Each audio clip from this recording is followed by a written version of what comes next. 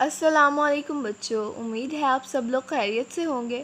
آپ نے اپنے پچھلے لیکچر میں گرامر کو پڑھا تھا جو کہ آپ کی کتاب میں موجود تھی۔ آج ہم یہاں پر آپ کی گرامر کی کتاب سے جملہ پڑھیں گے۔ صفحہ نمبر 8 پہ موجود ہے آپ کا یہ۔ سب سے پہلے ہم یہ جان لیتے ہیں کہ جملے کا مطلب کیا ہے، ٹھیک ہے؟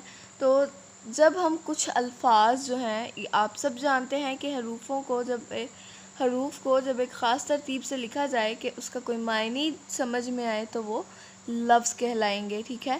تو پھر ہم نے الفاظ کے بارے میں بھی جانا کہ لفظ جو ہے، الفاظ جو ہے وہ لفظ کی جمع ہے۔ تو اب ہم نے جاننا ہے کہ جملہ کیسے بنتا ہے۔ تو ہم نے چند الفاظ لینے ہیں، چند الفاظ، اور ان کو ایک خاص ترتیب سے جب ہم نے لکھنا ہے تو وہ جملہ بن جائے گا، ٹھیک ہے؟ جس طرح اب یہاں پر کچھ جملے دیے گئے ہیں، ان کو پڑھیں۔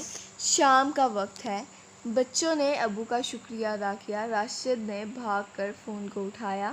تو ان سب میں کوئی نہ کوئی بات کی گئی ہے، یعنی اس جملے میں بتایا گیا ہے کہ اس وقت جو وقت ہوا ہے وہ شام کا ہے، ٹھیک ہے؟ بچوں نے ابو کا شکریہ ادا کیا اور راشد نے فون اٹھایا۔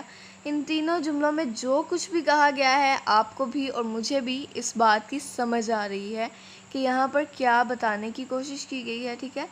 اور اگر اسی طرح الفاظ کو ایک خاص ترتیب سے لکھا جائے جو ہمیں سمجھ میں آئے تو وہ جملہ کہلائے گا، یعنی یہ تینوں جملے ہیں، ٹھیک ہے؟ ان سے ہمیں الفاظ کی ترتیب سمجھ میں آ گئی۔ بس الفاظ کا ایسا مجموعہ جن کا مطلب پورا سمجھ میں آ جائے جملہ کہلاتا ہے۔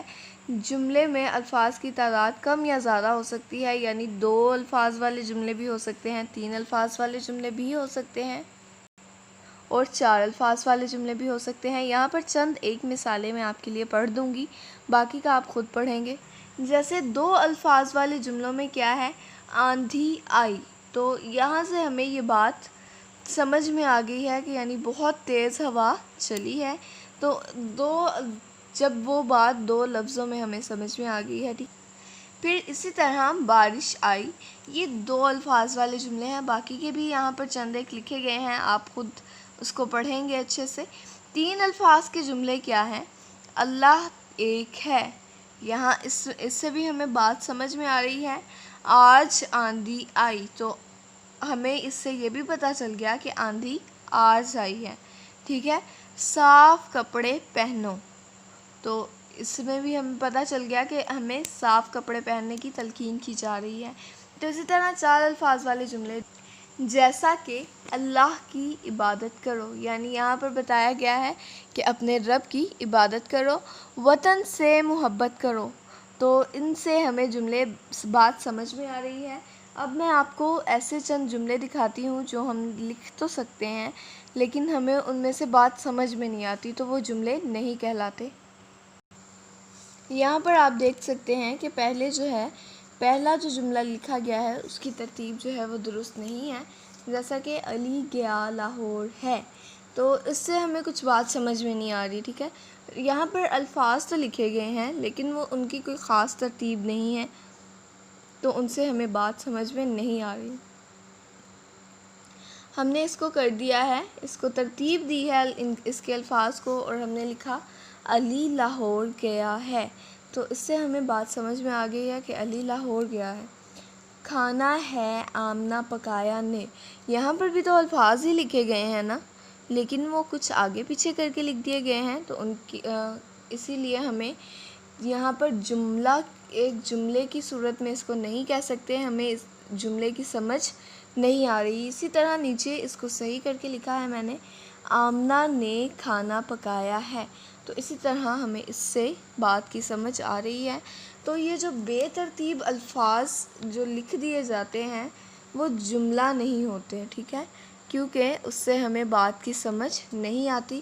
اب ہم آگے دیکھتے ہیں مختلف جملے کیا تھے، یعنی کچھ چھوٹے اور کچھ بڑے، کچھ زیادہ الفاظ سے اور کچھ کم الفاظ سے بنے ہوئے جملے یہاں لکھ دیے گئے ہیں۔ جیسے پاکستان 14 اگست 1947 کو بنا، حضرت محمد صلی اللہ علیہ وآلہ وسلم اللہ تعالیٰ کے رسول ہیں، علامہ اقبال ہمارے قومی شاعر ہیں۔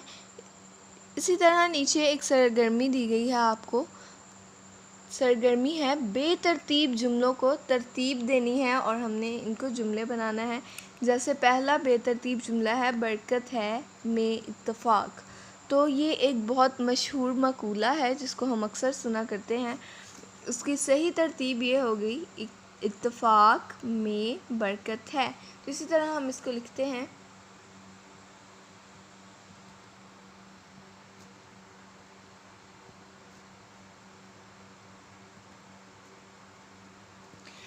اسی طرح آگے بھی ایک جملہ ہے نام پاکستان ہے ملک ہمارے کا. تو اس کو ہم صحیح طرح اگر سوچتے ہیں تو ہمیں اس جملے کی یہ سمجھ آئے گی کہ ہمارے ملک کا نام پاکستان ہے. تو یہاں پر ہم لکھ دیں گے کہ ہمارے ملک کا نام پاکستان ہے.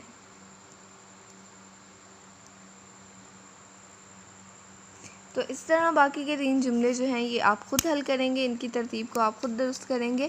3 خالوں سے 2 الفاظ لے کر 6 لفظی جو ہے وہ ہم نے جملے بنانے ہیں. جیسے آپ